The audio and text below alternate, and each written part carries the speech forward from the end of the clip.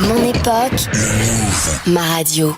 Vous êtes toujours à la terrasse du Move, une émission où on pose des questions de fond.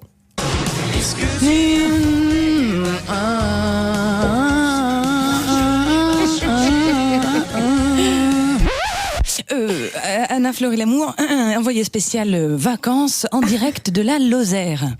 Quelle blague. Anna, bonjour. Bonjour. Vous êtes où? Alors, écoutez, c'est très très beau là où je suis. Voilà. C'est un bon point de départ. Bon, d'accord. Mais à part ça, alors, vous êtes où? Je suis à la Vialaste, sur le plateau du Mont Lozère. En fait, je suis au sud-est du Massif central. Anna, pardon, je vous arrête, mais c'est exactement là où vous étiez hier. Alors aujourd'hui, on était censé se retrouver sur le GR70, sur les traces de Stevenson. Vous vous foutez de notre gueule ou pas? Non, jamais. Vous ne seriez pas. Évidemment. Enfin, Alors expliquez-moi. Non, jamais. Non, en fait, pour aller sur le GR, c'était donc fallait y aller à pied. Donc Yves Pelquer, chez qui j'étais hier, m'a indiqué le chemin. Et puis en fait, c'est que des rochers. Donc il fallait tourner au 3e rocher à droite, au 4e rocher à gauche. Enfin, je me suis perdue. Voilà. Ça capte pas. Vous aviez la flemme, etc. Ça marche pas. Bref, j'ai vu une très jolie maison, une vieille bergerie à flanc de colline. Je me suis approchée pour demander mon chemin. C'était l'heure de l'apéro et je suis tombée sur une bande de saltimbanques très très studieux. Mais bon, comme c'est l'heure de l'apéro et qu'ils ont quand même un certain respect de certains principes de vie, ils m'ont invité à boire un coup. Et donc ils réalisent ce court métrage. Là, je pouvais pas passer à côté d'un tel scoop. J'ai le GR70, Stevenson, machin, c'est bon.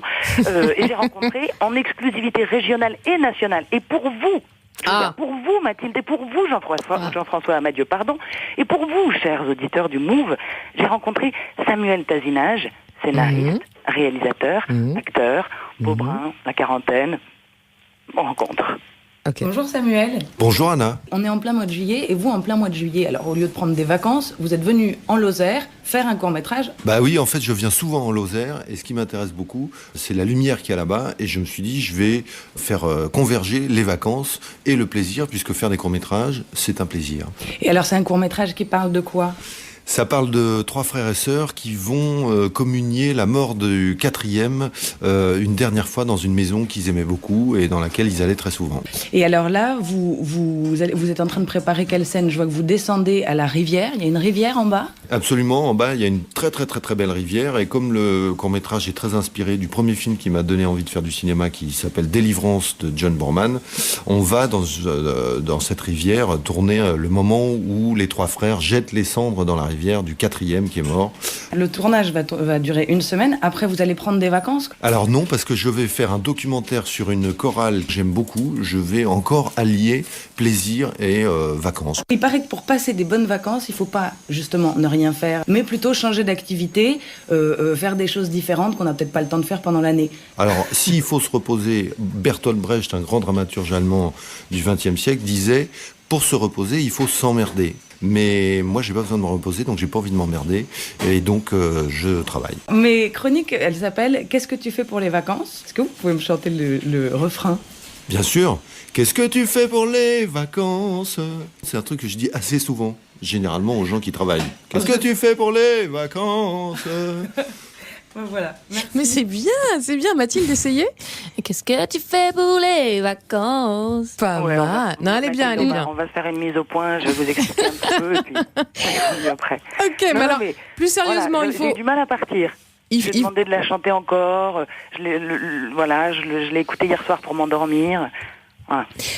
Eh bien, je vous en félicite. C'est toute la conscience professionnelle qui vous honore. Simplement, Anna, donc l'idée c'est quoi ? C'est pour passer de bonnes vacances, on change d'activité, c'est ça ?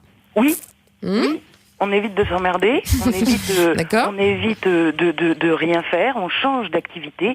Et alors, en Lozère, changer d'activité, c'est-à-dire à un moment donné, on met les chaussures de marche, on marche. Oui. Bon.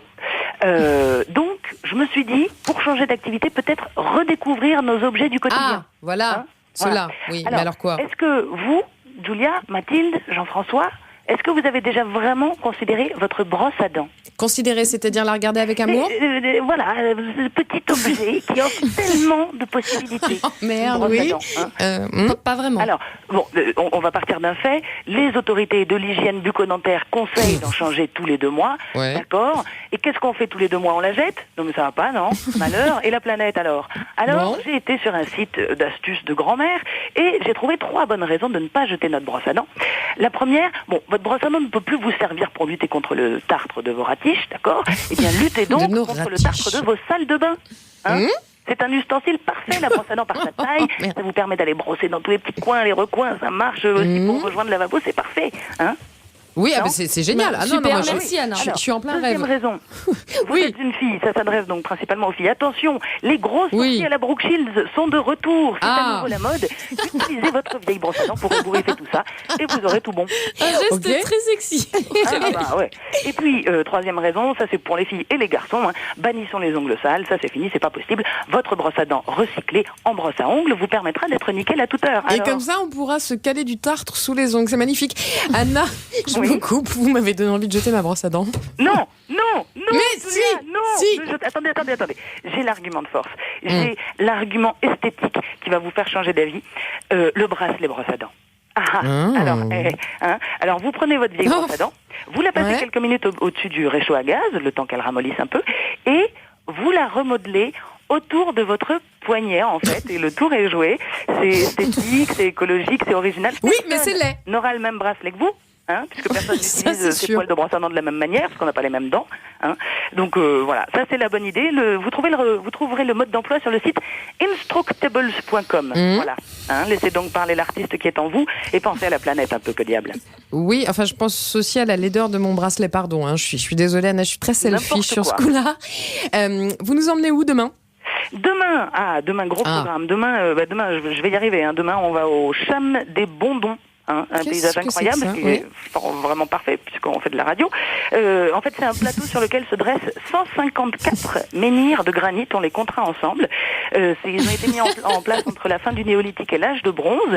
Et donc, je promènerai vos oreilles sur un sentier appelé Balade au pays des menhirs avec Patrick comme guide. Ouhou, on a dit. Merci beaucoup, Anna. À Ça- demain.